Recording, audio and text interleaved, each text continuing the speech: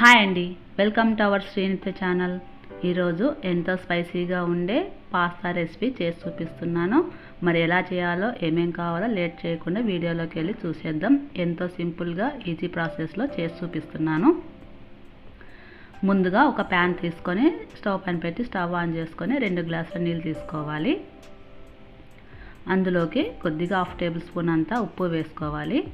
తర్వాత 1 cup pasta తీసుకోవాలి. ఒకసారి స్పూన్తో కలిపేసి ఒక 5 నిమిషాలు ఉడికించుకుంటే మనకు సరిపోతుంది. ఎంతో ఈజీగా 5 నిమిషాల్లో మనం తయారు చేసుకోవచ్చు. ఇలా ఒక పొంగు వచ్చిన తర్వాత మనం ఇప్పుడు స్టవ్ ఆఫ్ చేసేసుకోవాలి. తర్వాత ఇలా డ్రైన్ చేసుకోవాలి.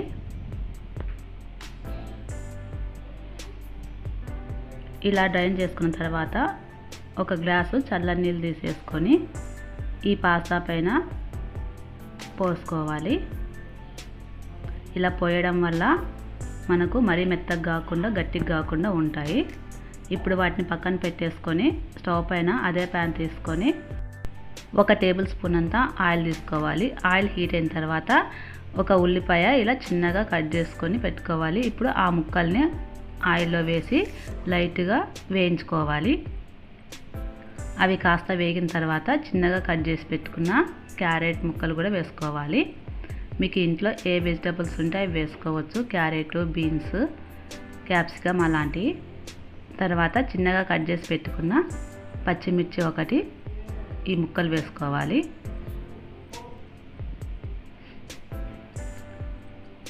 ఇలా కొద్దిగా ఉడికిన తర్వాత అందులోకి చిన్నగా కట్ చేసి పెట్టుకున్న టమాటా ముక్కలు కూడా వేసుకోవాలి.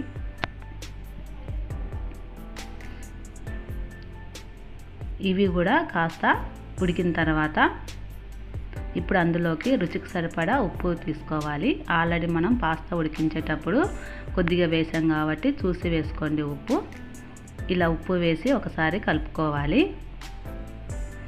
ఇప్పుడు అందులోకి 1 tablespoon garam masala, 1/2 tablespoon chaat masala తీసుకొని ఒకసారి వేసి కలుపుకోవాలి.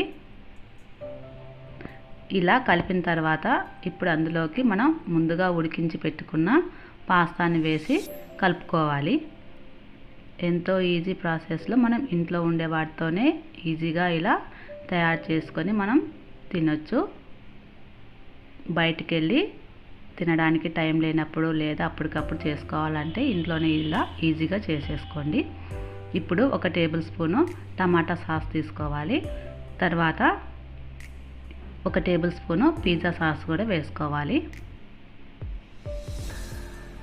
ఇలా వేసిన తర్వాత ఒకసారి కలుపుకోవాలి.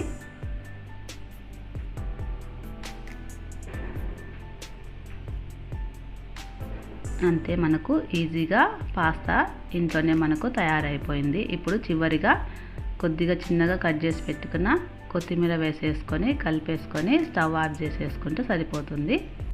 ఇప్పుడు ప్లేట్లో సర్వ్ చేసే ముందు ఇలా 1/2 నిమ్మకాయ తీసుకొని నిమ్మరసాన్ని మనం ఇలా పిండేసుకోవాలి. అంతే, ఎంతో స్పైసీగా పుల్లగా కారంగా ఎంతో బాగుంటుంది మనకు పాస్తా. ఇంట్లో ఉండే వాటితోనే ఈజీగా మనం ఇలా తయారు చేసుకోవచ్చు. పిల్లలకైనా పెద్దలకైనా నచ్చుతుంది ఈ రెసిపీ. ఇలా కలిపిన తర్వాత మనం సర్వింగ్ ప్లేట్లో తీసుకుంటే ఈజీగా అయిపోయే పాస్తా రెసిపీ మనకు తయారైపోయింది. ఈ రెసిపీ వీడియో మీకు నచ్చింది అనుకుంటున్నాను. మీరు కూడా ఒకసారి ఈ వీడియో చూసి ట్రై చేయండి. ఎలా వచ్చిందో మాకు కామెంట్ రూపంలో చెప్పండి.